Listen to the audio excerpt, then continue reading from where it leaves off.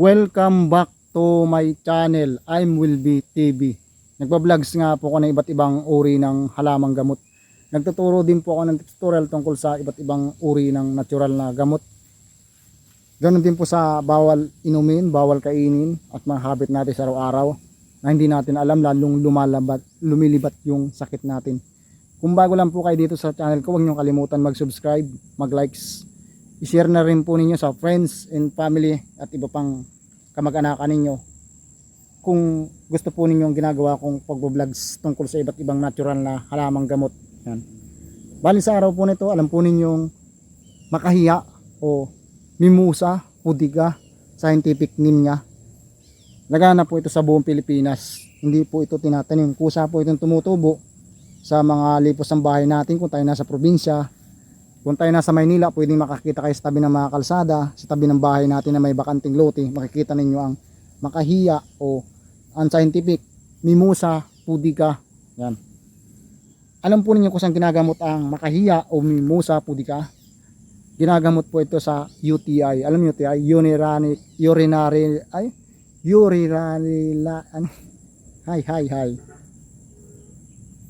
UTI, urinary infection. Tapos anti-inflammatory, microbial, antimicrobial, ginagamot din po ito. Ito po ha, tips number 1 ko sa inyo. Ito po, ipapakita ko sa inyo muna ha, bago ko magsalita dito. Ang uri po na makahiya, ito po. Yan po yung makahiya, yan. Ito po, nasa harapan po natin yan, no? Yan.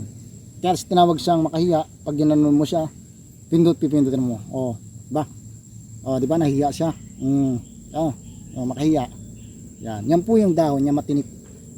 Kung kukuha po kayo ng mga makahiyang ito, maglabs po kayo dahil may mga tinik nga siya, pwede tayong matinik. Yung mga dahon niya, kumuha kayo ng katamtaman dami, mga 1/4, mas marami pong kinuha ninyo ng dahon ng makahiya, mas mabisa po. Pero ito po yung tips ko sa inyo. Sa UTI muna tayo. Kumuha kayo ng dahon nito, saka ukayin ninyo yan, maglagdas nga kayo kasi matinik yung katawan niya. Tingnan mo naman yung tinik yun. Ay sorry, nalawit ang camera.